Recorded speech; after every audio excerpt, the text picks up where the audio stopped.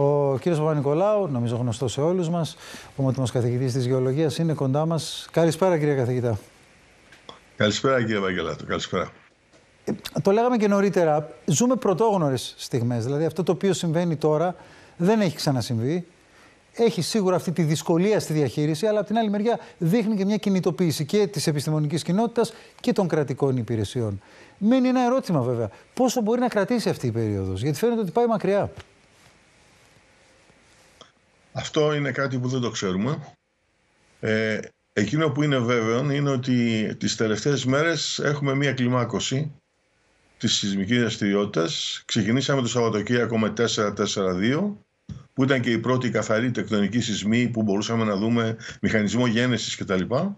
Απόλυτα συμβατό με ό,τι γνωρίζουμε για τη δομή της περιοχής. Και σήμερα φτάσαμε, χτες 4-9, φτάσαμε σήμερα στο 5. Όπως είναι γνωστό, η εκτίμηση με βάση τις διαστάσεις των ρηγμάτων που έχουμε ενεργοποιηθεί εκεί στο χώρο που βλέπουμε όλους τους σεισμούς τις τελευταίες μέρες, ανάμεσα στη Σαντορίνη και στην Άνυδρο, εκεί στο Κολούμπο κοντά, είναι κάποιο μέγεθος κάπου μεταξύ 5,5 και 6. Ήδη είμαστε στο 5.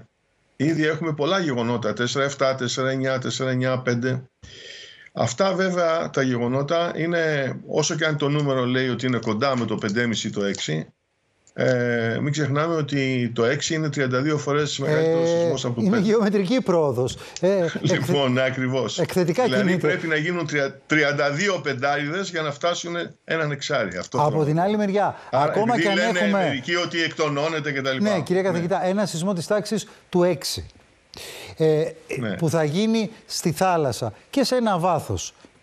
Θα δούμε ποιο θα είναι το ακριβές βάθος. Αν είναι 10-12 χιλιόμετρα, 8, κάπου εκεί τέλος πάντων βλέπουμε τους σεισμούς να γίνονται. Δεν είναι ένα μέγεθος επαρκές για να προκαλέσει μια μεγάλη καταστροφή. Σίγουρα θα φέρει κάποιες ζημιές, αλλά όχι μια μεγάλη καταστροφή, τουλάχιστον έτσι θέλουμε να το πιστεύουμε.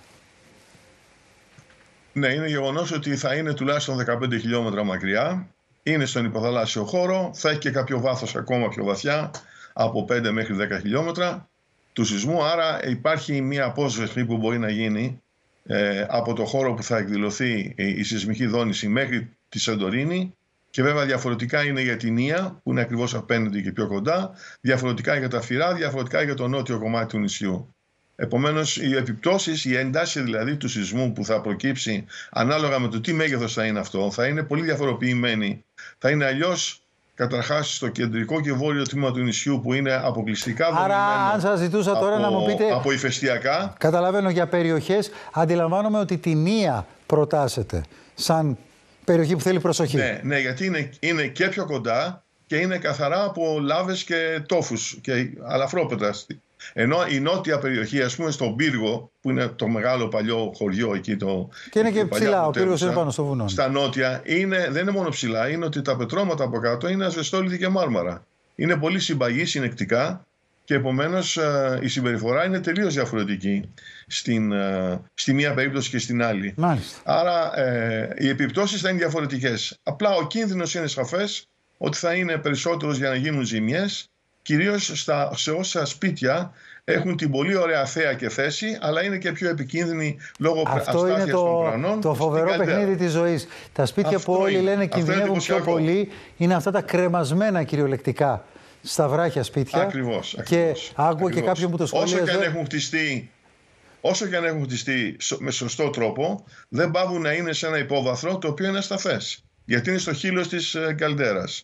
Επομένως, εκεί υπάρχουν συνέχειες στους βράχους και στην όλη δομή που μπορεί με τη δόνηση της τάξης του 5,5 ή του 6 ιδιαίτερα να φύγουν κάποια κομμάτια και επομένως να υπάρξουν προβλήματα όχι από τη δόνηση αυτή καθ' αυτή, αλλά είναι δευτερογενείς αυτές οι επιπτώσεις. Από τις κατολιστήσεις που θα προκληθούν. Ήδη βλέπετε ότι μόλις περάσαμε το 4-5-4-6 σε μέγεθος, βλέπετε πως είχαμε εικόνες στα πρανή της Σαντορίνης γεμάτο από καταπτώσεις και χώματα που έχουν αρχίσει τα είδαμε, τα δείχναμε και πριν και στην κόκκινη παραλία και άλλα. Ακριβώς. Βλέπετε ότι πέφτουν γιατί είναι λογικό. Με τη δόνηση, ό,τι είναι ασταθές και έχει φτάσει σε όριμο στάδιο για να ολισθήσει, θα ολισθήσει. Λοιπόν. Το ίδιο θα γίνει άμα φτάσουμε βέβαια σε μέγεθος 6. Αυτό θα έλεγα ότι είναι ένας μεγαλύτερος κίνδυνος. Κατά τα άλλα, οι κατασκευές που είναι χτισμένες σωστά και δεν έχουν γίνει επεμβάσεις, δεν αναμένουμε να πάθουν μεγάλες ζημίες. Σας ευχαριστώ πάρα πολύ, κύριε καθηγητά.